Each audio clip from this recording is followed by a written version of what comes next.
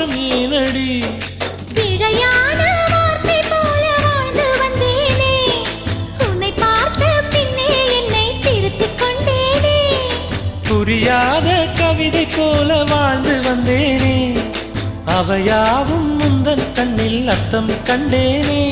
இந்த அருக புல்லின் மேல் பனித்துளியாய் நின்றாயே எந்தன் பருவத் தோள்களில்